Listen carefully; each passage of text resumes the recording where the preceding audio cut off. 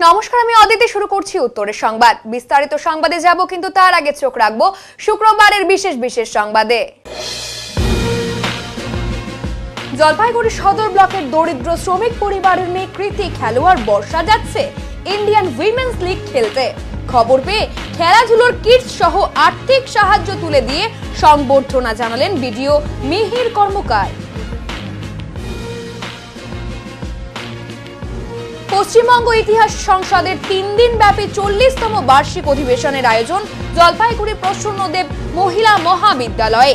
দেশ বিদেশ থেকে 350-রও বেশি প্রতিনিধির অংশগ্রহণ দেখা যায় এই সম্মেলনে।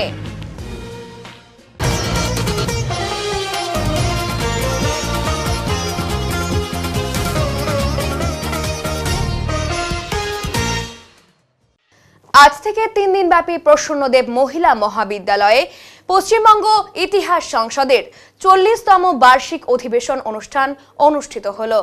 এই সম্মেলনে দেশ বিদেশ থেকে 350 জনেরও বেশি প্রতিনিধি অংশগ্রহণ করেন। উত্তরবঙ্গের মধ্যে এই প্রথম কলেজে এত বড় অনুষ্ঠানের আয়োজন।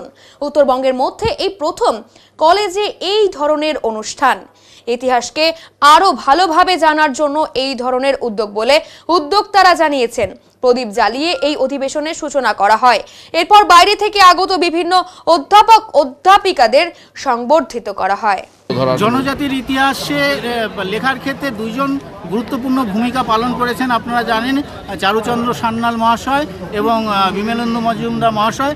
এখন বিভিন্ন স্কলার, আনন্দগোপাল স্যার লিখছেন, শৈলেন দেবনাথ স্যার লিখছেন এবং বিভিন্ন নতুন স্কলার খুব ভালো কাজ করছেন, যেগুলো হয়তো সামনে আসেনি, কিন্তু জনজাতির ওপর এখন খুব ভালো কাজ হচ্ছে। উত্তরবঙ্গের বিভিন্ন ধরনের ইতিহাস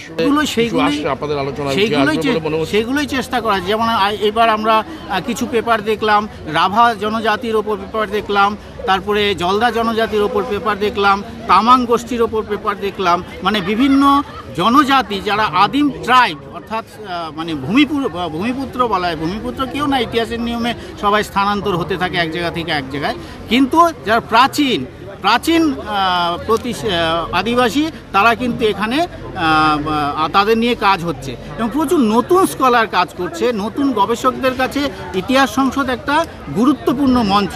এখান থেকেই গবেষণার হাতে করি ইতিহাসের একটা নির্দিষ্ট মেথোলজি মিলে, মানে ইতিহাস লিখতে গেলেও তো নির্দিষ্ট মেথোলজি মেলে লিখতে হয়, তাই সেই মেথোলজি শিখে তারা নির্দিষ্টভাবে খুব মাইক্রো লেভেলে কাজ করছে, খুব স্থানীয় স্তরে কাজ করছে। একই সঙ্গে দেখতে পাচ্ছি এখানে এটা একটা বিরাট পাওনা। এবং ইতিহাস সংসদ, হিস্ট্রি কংগ্রেস, এই দুটো এমন প্ল্যাটফর্ম যেখানে সংসদের অধিবেশন চলার পাশাপাশি বিভিন্ন বই, আমাদের এখানে 14টা বইয়ের কাউন্টার আছে, স্থানীয় আছে, রাজ্য স্তরের আছে এবং জাতীয় প্রকাশনী সংস্থাও এখানে এসেছে। ঠিক, থ্যাংক ইউ স্যার। বিশ্ব বাংলা সংলগ্ন জলপাইগুড়ি পুরসভার আওতাধীন করলা নদীর 2 ধারের অ্যালির পরিস্থিতি খতিয়ে দেখলেন বিদ্যুৎ দপ্তরের বিশিষ্ট আধিকারিকেরা। অ্যালি পরিদর্শন জলপাইগুড়ি পৌরসভার আধিকারিকদের। খতিয়ে দেখলেন কি কি সরকারি সম্পত্তি নষ্ট হয়েছে। আজ জলপাইগুড়ি পুরসভার বিদ্যুৎ দপ্তরের দায়িত্বপ্রাপ্ত আধিকারিক লোপামুদ্রা অধিকারী পরিদর্শন করেন। জলপাইগুড়ি পুরসভা এক সময়ে এর সৌন্দর্যায়ন করেছিল, কিন্তু আজ কিছু দুষ্কৃতির কারণে ভগ্ন দশায় পরিণত হয়েছে সেই অ্যালি। জলপাইগুড়ি পুরসভা সেই অ্যালির অবস্থা দেখতেই তিনি পরিদর্শন করেন। পরিদর্শন শেষে তিনি বলেন, অ্যালির অবস্থা অত্যন্ত খারাপ। বিভিন্ন ধরনের সরকারি সম্পত্তি নষ্ট করার পাশাপাশি বসার জায়গা থেকে বিদ্যুৎ সংযোগ সবকিছুই নষ্ট করে দিয়েছে দুষ্কৃতীরা। তাই এই জায়গাটির পরিস্থিতি আগের মতন ফিরিয়ে আনার জন্যই আজকের ভিজিট। তিনি বলেন, চারিদিকের পরিস্থিতি এমন করে রেখেছে যে তা বলার ভাষা নেই।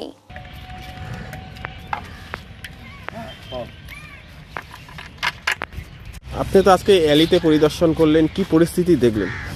পরিস্থিতি ভয়ানক, কারণ হচ্ছে এখানটায় মানে এত সুন্দর পৌরসভা এত সুন্দর একটা জিনিস জলপাইগুড়িবাসীকে উপহার দিয়েছে, কিন্তু কিছু দুষ্কৃতীদের জন্য মানে সত্যি এই অবস্থা এত খারাপ। লাইট চুরি, তার পুড়িয়ে দিয়েছে। মানে আমরা সত্যিই খুব মানে দেখে খুব মানে কি বলবো, মর্মাহত হলো আমার কি। আর আমরা আবার চেষ্টা করছি এটাকে সুন্দরভাবে সাজিয়ে তোলা, একটু সময় লাগবে, তবে আবার সুন্দর করে সাজিয়ে সব ঠিকঠাক করে আবার আগের মতন যাতে হয় সেটার চেষ্টা করছি। এটা পার্মানেন্ট একটা কোনো সলিউশনের ব্যবস্থা কি? হ্যাঁ, ওটাই চেষ্টা করার জন্য আজকে একটু সময় লাগবে, কিন্তু পার্মানেন্ট সলিউশনের জন্যই আজকে পরিদর্শনে আসা। না সকালে করলে আবার তো পরবর্তীকালে আবার নষ্ট হওয়ার একটা নষ্ট সম্ভাবনা হয় থাকে। সেটা দেখছি সবাই মিলে আলোচনার মাধ্যমে, চেয়ারপারসন, ভাইস চেয়ারম্যান সবার সাথে আলোচনা করে দেখি পার্মানেন্ট যদি কোনো সলিউশন করা যায় আমরা চেষ্টা করবো এটাকে করে দেওয়ার। এখন কি কি নষ্ট দেখলেন? এখন সব কিছুই নষ্ট দেখলাম, কোনো কিছুই ভালো দেখলাম না, মানে পরিস্থিতি খুবই খারাপ।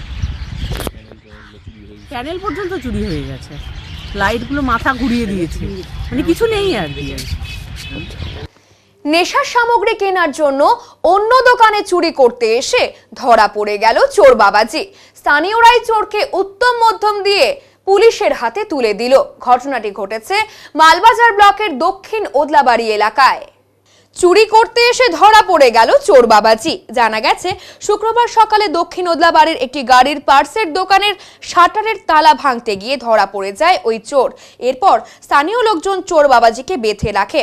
পুলিশকে খবর দিয়ে পুলিশের হাতে তুলে দেয় চোরকে।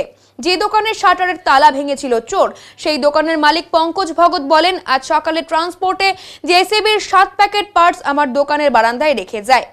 চোর বাবাজি প্রথমে ওই 2 প্যাকেট পার্টস কিছু দূরে সরিয়ে রাখে, আর একটি প্যাকেট খুলে জেসিবি লোহার দাঁত বের করে দোকানের তালা ভাঙে। সে সময় আশেপাশের মানুষজন দেখে সন্দেহ হয়। এরপর ওই চোরকে ধরে রাখে এবং আমাকে খবর দেয়। এরপর আমি ছুটে আসি, সঙ্গে সঙ্গে চোরকে আটকে রেখে পুলিশের হাতে তুলে দেই। তিনি বলেন, নেশায় আসক্ত এই যুবক নেশার সামগ্রী কেনার জন্যই এই চুরি করছিল। তবে লোকজন জানাজানি হওয়ার কারণে কিছু চুরি করার আগেই ধরা পড়ে যায়। তিনি বলেন, আমরা জানতে পেরেছি চোরের নাম বিট্টু বিশ্বকর্মা, বাড়ির ডুয়ার্সের জয়গাতে। গত কয়েকদিন যাবৎ মহকুমা জুড়ে চুরির ঘটনা বেড়ে যাওয়ায় আতঙ্কিত হয়ে পড়েছে সাধারণ মানুষ। দাদা, এখানে সকালে ট্রান্সপোর্টে আমার এখানে জেসিবির আমার মাল আসে। এটা জেসিবির দোকান আনন্দ আর্থ মুভার্স উদলাবাড়ি। এখানে হলো কি সকালে 7টা মাল রেখে গেছিলো। হঠাৎ এখানে কেউ একজন এই তালাটা নিয়ে এটা লোহার মেটেরিয়াল আছে, এটা দিয়ে ভাঙছিল। তালাটা ভাঙলো। তালাটা ভাঙার সময় একটা আমার যে পরিচিত লোক, যে উনি অপারেটর আছেন, বাইজি বলে আছেন, আর ভাই ছিল, মানে উনি দেখলেন। তারপরে উনি দেখলেন কি আমি না আমার স্টাফ ছিল, তো দুইজনে না থাকাতে ও আসলো ঘুরে, তারপরে ধরলো। ওই লোকটা ধরলো না, মানে চেনা ছিল না। তারপরে ওকে ধরে রাখলো এখানে, আমাকে ফোন করলো। তারপরে আসে দেখলাম তার মধ্যে 13টা মাল এখানে ছিল, 2টা ওইখানে লুকায় রাখছিল।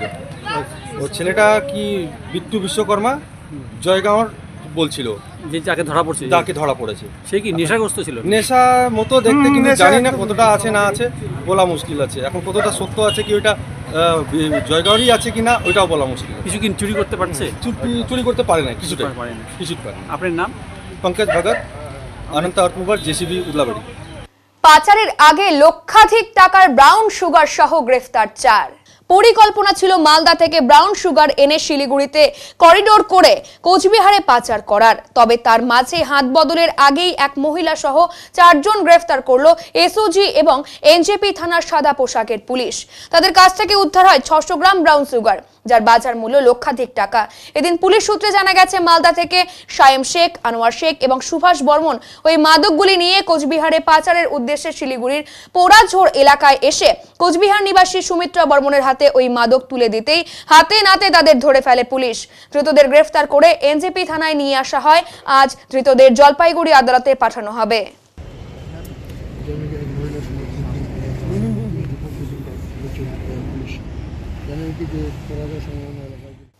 একটি মাত্র হোয়াটসঅ্যাপ মেসেজ পেয়ে মাত্র 15 মিনিটের মধ্যে জলপাইগুড়ি ব্লাড ব্যাংকে পৌঁছে মুশকিল আসান।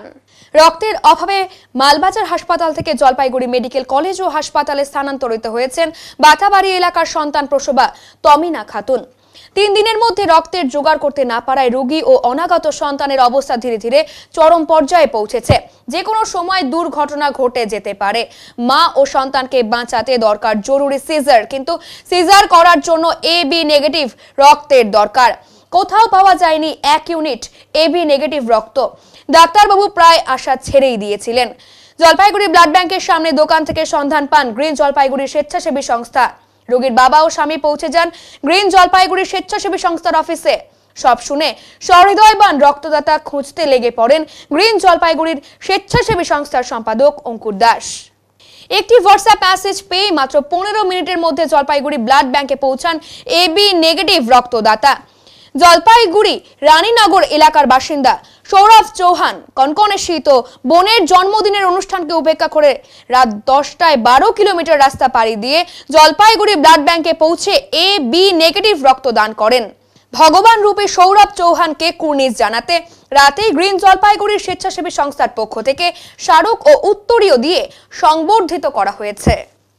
অঙ্কুর দ্বারা একটা মেসেজ পাই আমি, মেসেজে লেখা ছিল যে একজন মুমূর্ষ রোগী আছেন, যিনি 3 দিন ধরে রক্তের অভাবে ওনার বেবি হচ্ছিল না। তার জন্য আমি মেসেজ দেখা মাত্রই চলে আসি, ওনাকে ফোন করি এবং আমি এখানে চলে আসি এবং রক্তটা দিয়ে আমি ভালো লাগছে আমার খুব, যে একজনকে বাঁচাতে পারলাম। নাম এবং ঠিকানাটা বলুন। আমার নাম সৌরভ চৌহান, আমার বাড়ি হচ্ছে রায়নগর বিএসএফ ক্যাম্পের পাশে। বিদ্যুতের তার ছিঁড়ে আতঙ্ক ছড়ালো এনজেপির গেট বাজারে। সাত সকালে গেট বাজার মোড়ে বিদ্যুতের তার ছিঁড়ে আতঙ্ক ছড়ালো পথ চলতি মানুষের মধ্যে। স্থানীয়রা জানান একটি বড় ট্রাক যাওয়ার সময় ওই বিদ্যুতের তারটি ছিঁড়ে দেয়, তারপরেই শর্ট সার্কিটে তারের মধ্যে অগ্নি সংযোগ ঘটে। একটি তার ছিঁড়ে মাটিতে লুটিয়ে পড়ে, তারপরেই আতঙ্ক ছড়িয়ে পড়ে।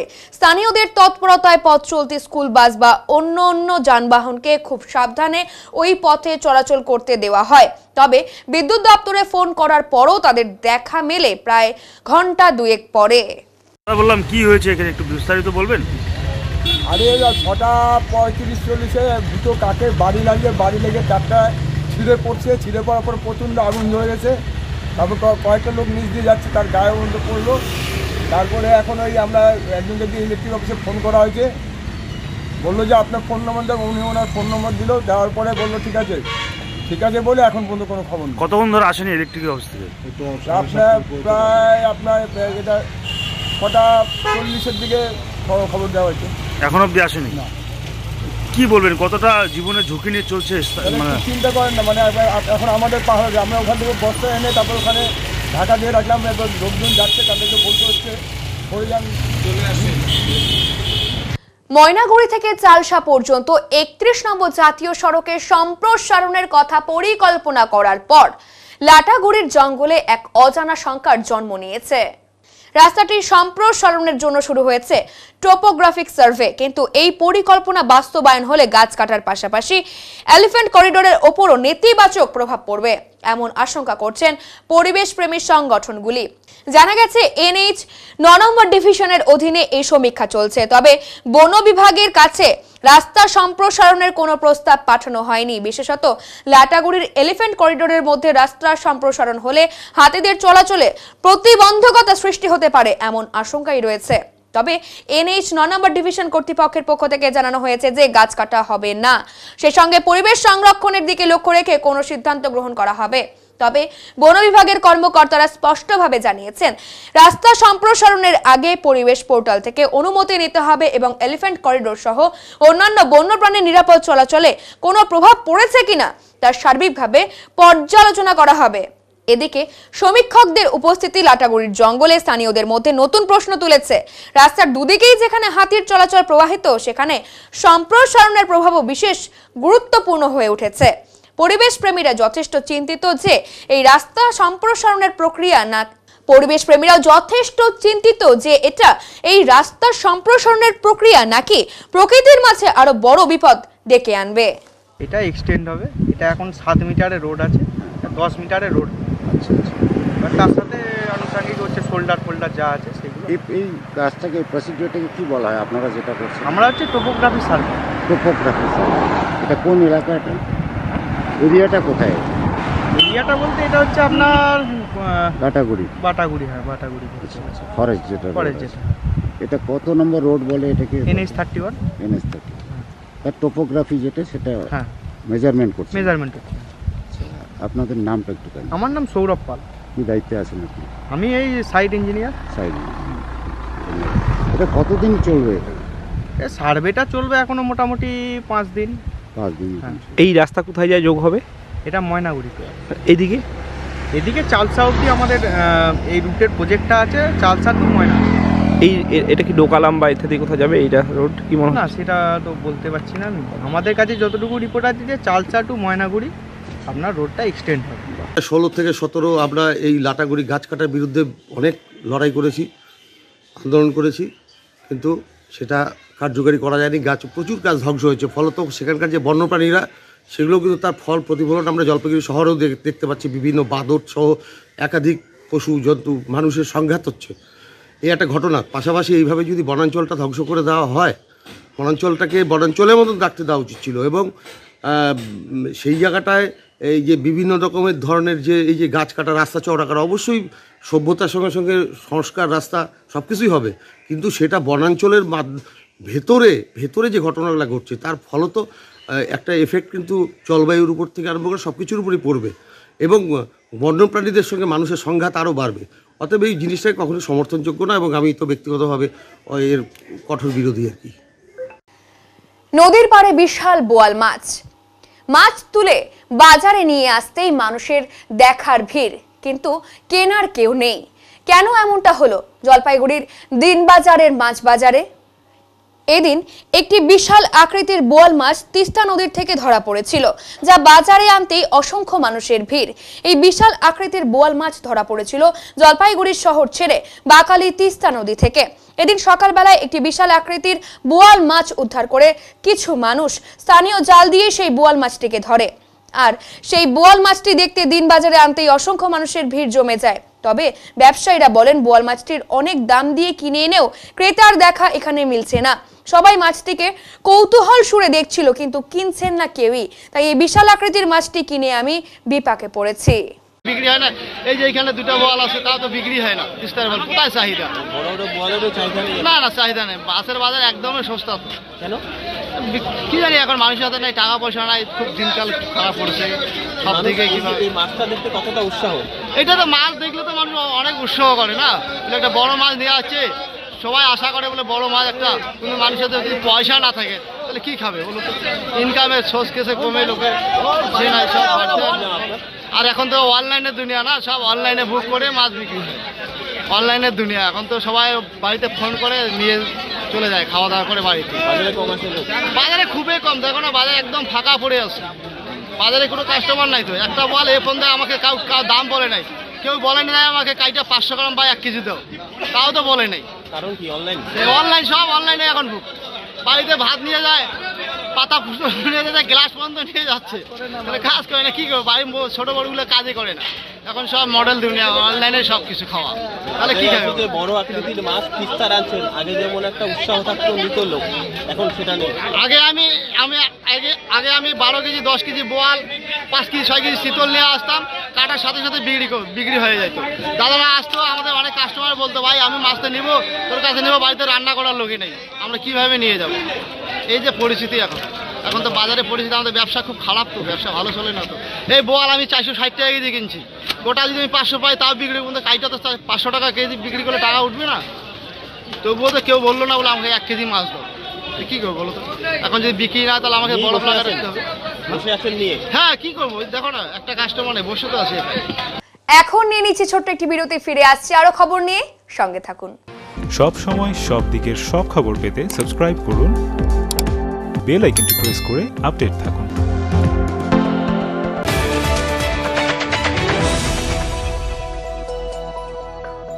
জলপাইগুড়ি পাহাড়পুর মোড়ের ওপর পেট্রোল পাম্পের পাশে রাজভবন এক এক্সক্লুসিভ বা তুলনাহীন ভবন, এই জন্য যে এই ভবনের ভেতরে যাওয়ার পর আপনাদের আবদ্ধ মনে হবে না।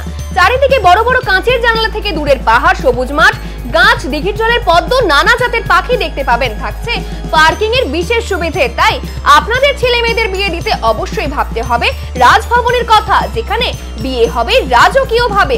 এছাড়া কনফারেন্স, মিটিং, গেস্ট রুম, অন্নপ্রাশন বা অন্যান্য সামাজিক ক্রিয়ার জন্য উপযুক্ত জায়গা এই রাজভবন।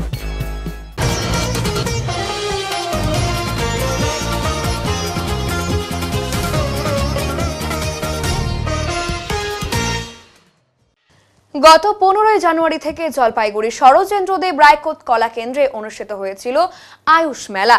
আজ ছিল তার শেষ দিন।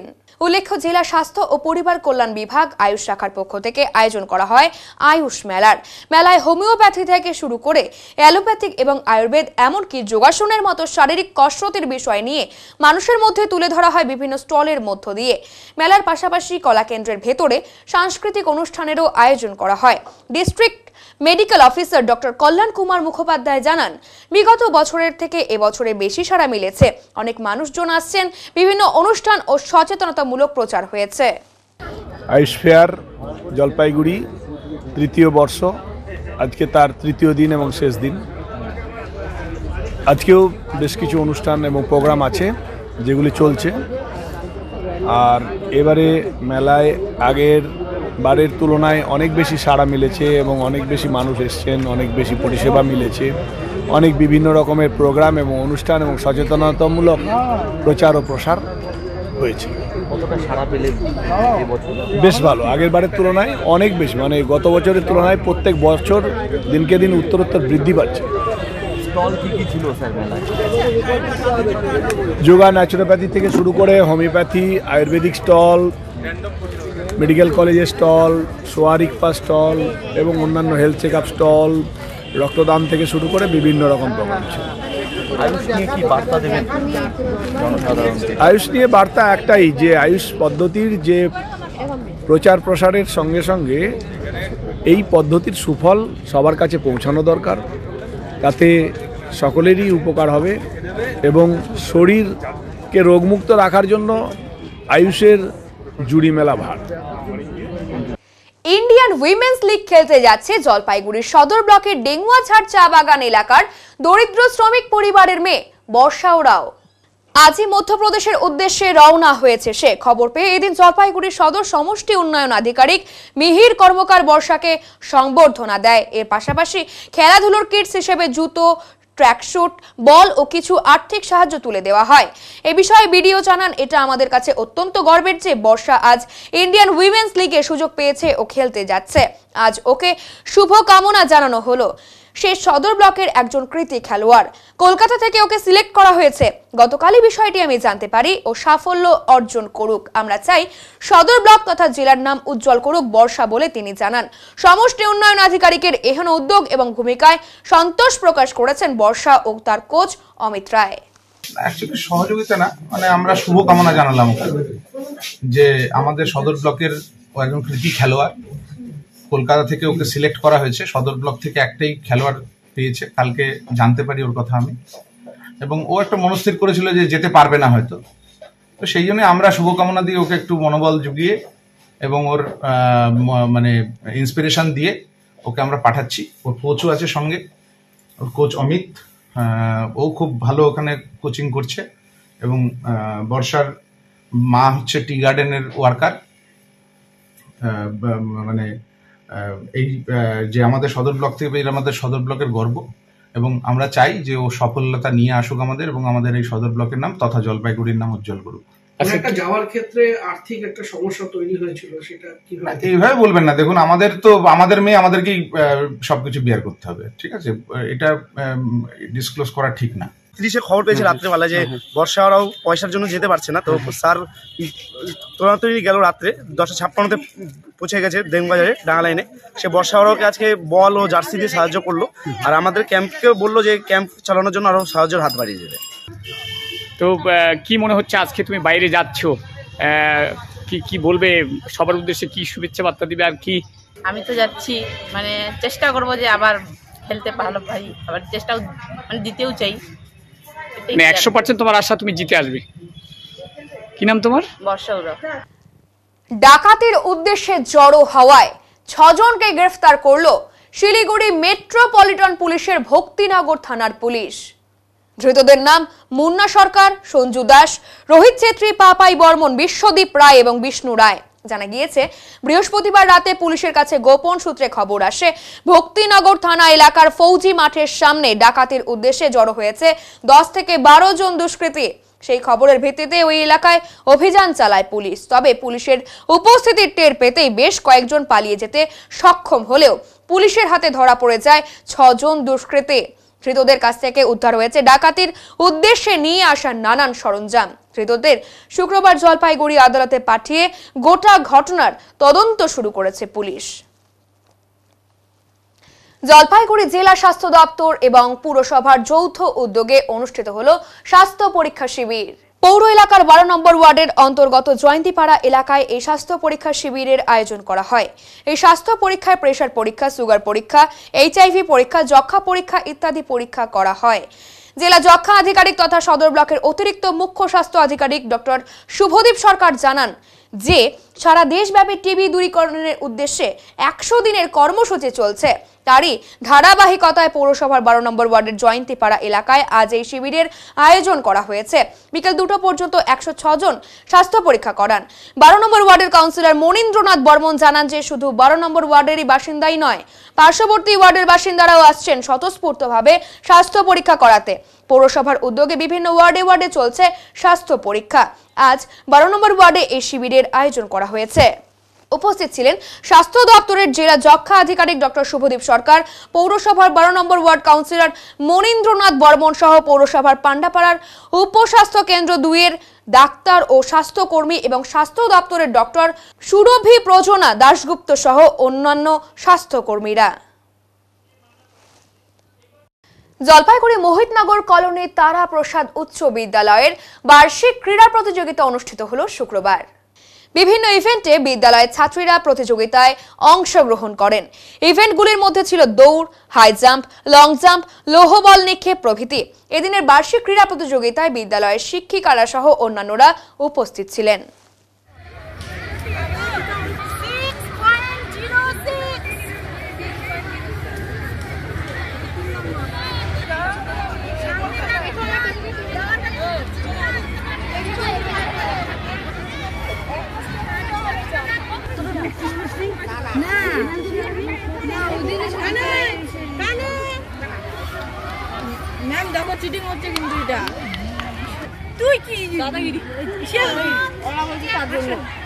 আজকে আমাদের বিদ্যালয়ে বার্ষিক ক্রীড়া প্রতিযোগিতা সকাল থেকে শুরু হয়েছে। মোটামুটি ধরুন 11টা নাগাদ আমাদের শুভ উদ্বোধন হয়ে গেছে। তো বাচ্চাদের নিয়ে বিভিন্ন ধরনের ইভেন্টগুলো এখানে আছে। কি কি রয়েছে?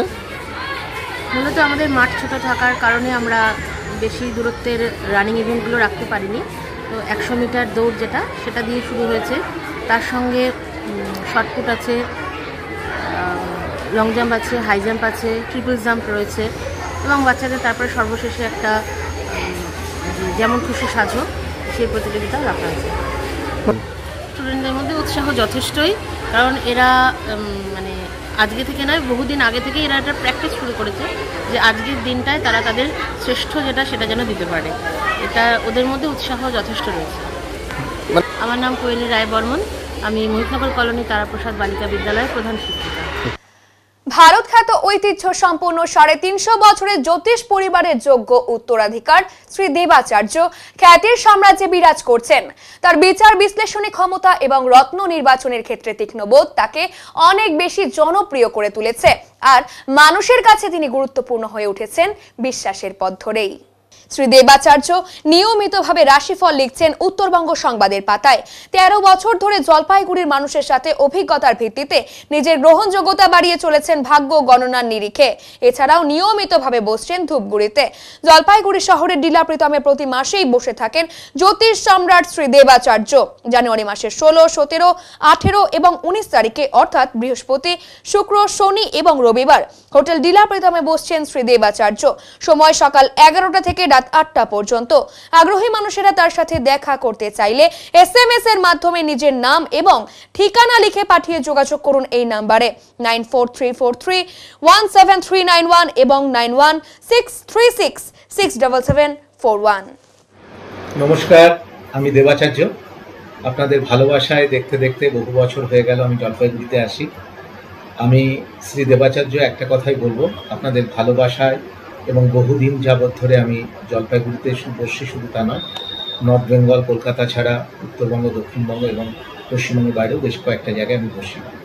আমি প্রথমত বলবো আজকে সবাইকে আমার জানাই অন্তরের ভালোবাসা, শুভেচ্ছা। সবাই ভালো থাকুন, সুস্থ থাকুন, সবাইকে নিয়ে সুন্দর জীবনযাপন করুন। আমি মনে করি আমি জ্যোতিষ চর্চায় রয়েছি বহু বছর এবং আমরা বংশ পরম্পরা অ্যাস্ট্রোলজার এবং সাহিত্য চর্চা এবং জ্যোতিষ চর্চা এটা আমার পরিবারের অঙ্গ। সেই পরিবারের সন্তান দেবাচার্য। আপনাদের এখানে আমি ডিলাপিতমে বসি। যদি জ্যোতিষ সংক্রান্ত বিষয়ে যে কোনো বিষয়ে আপনারা জানতে চান বা জানার আগ্রহ থাকে, পিওর জ্যোতিষ শাস্ত্র অনুযায়ী, আমি ওই তন্ত্র বশীকরণ নই, বিদ নই, পিওর অ্যাস্ট্রোলজিক্যাল সাবজেক্টের উপরে কাজ করি। যদি মনে হয় আপনার সন্তানকে সঠিক পথটাকে দেখাবেন, যদি মনে হয় আপনার জীবনটাকে নতুনভাবে গড়ে তুলবেন, বা আপনার কোনো কারণে গ্রহযোগীনতার বিভিন্ন রকম সমস্যায় আপনি পড়ে আছেন, তাহলে আপনি যদি মনে করেন একবার আমার কাছে আসতে পারেন। নিঃসন্দেহে আমি আপনাদের ঘরের ছেলেরই মতন, এবং আমি দেবাচার্য বলছি, অবশ্যই আপনাদের ভালো হবে। এখন নিয়ে নিচ্ছি ছোট্ট একটি বিরতি, ফিরে আসছি আরো খবর নিয়ে, সঙ্গে থাকুন। সব সময় সব দিকের সব খবর পেতে সাবস্ক্রাইব করুন, বেল আইকনটি প্রেস করে আপডেট থাকুন।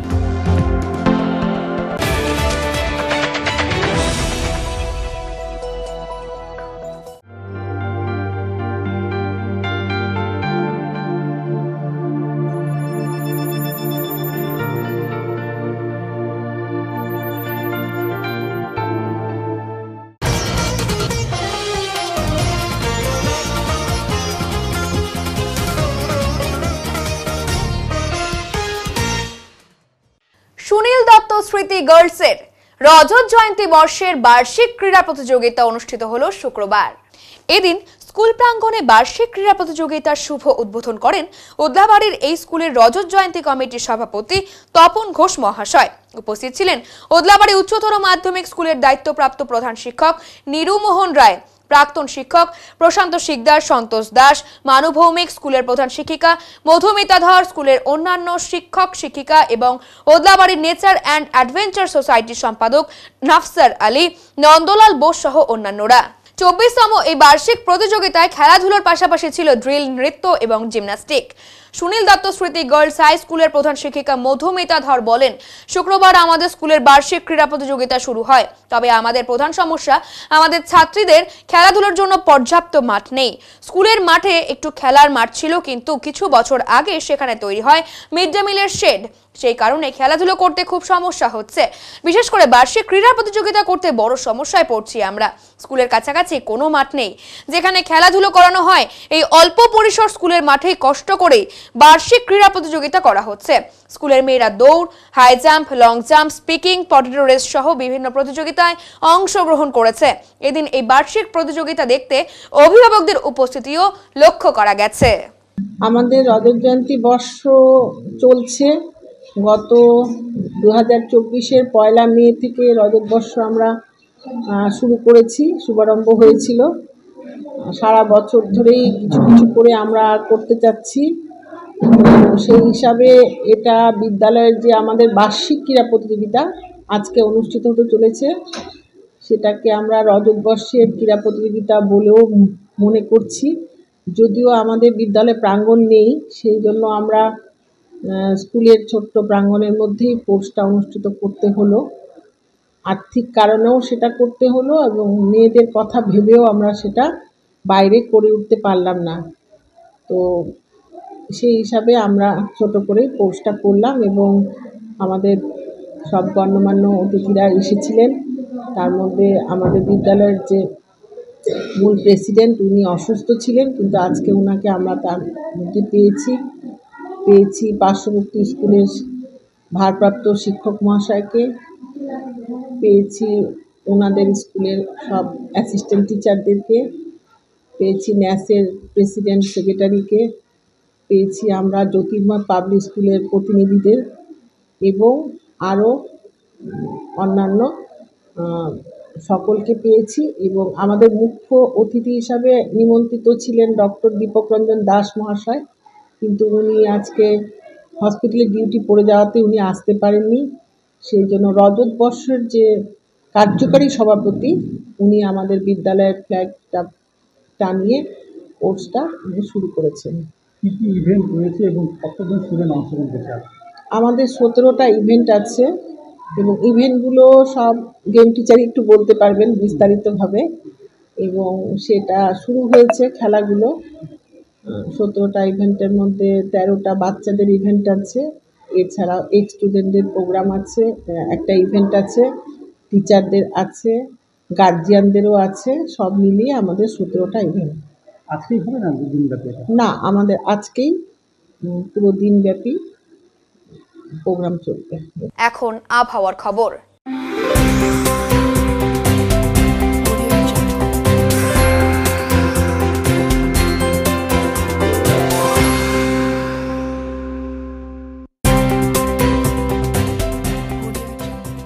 কেন্দ্রীয় আবহাওয়া দপ্তরের জলপাইগুড়ি কেন্দ্র থেকে পাওয়া তথ্য অনুযায়ী শুক্রবার দিনের সর্বোচ্চ তাপমাত্রা ছিল 24.7 ডিগ্রি সেলসিয়াস এবং সর্বনিম্ন তাপমাত্রা ছিল 13.6 ডিগ্রি সেলসিয়াস। গত 24 ঘন্টায় কোনো বৃষ্টিপাত হয়নি। শেষ করবার আগে আজকের বিশেষ সংবাদ আরো একবার। জলপাইগুড়ি সদর ব্লকের দরিদ্র শ্রমিক পরিবারের মেয়ে কৃতি খেলোয়াড় বর্ষা যাচ্ছে ইন্ডিয়ান উইমেন্স লিগ খেলতে। খবর পেয়ে খেলাধুলোর কিটস সহ আর্থিক সাহায্য তুলে দিয়ে সংবর্ধনা জানালেন বিডিও মিহির কর্মকার। পশ্চিমবঙ্গ ইতিহাস সংসদের 3 দিন ব্যাপী 40তম বার্ষিক অধিবেশনের আয়োজন জলপাইগুড়ি প্রসন্নদেব মহিলা মহাবিদ্যালয়ে। দেশ বিদেশ থেকে 350-রও বেশি প্রতিনিধির অংশগ্রহণ দেখা যায় এই সম্মেলনে। উত্তরের মন পরিবেশিত উত্তরের সংবাদ এখনকার মতো এ পর্যন্তই। নমস্কার।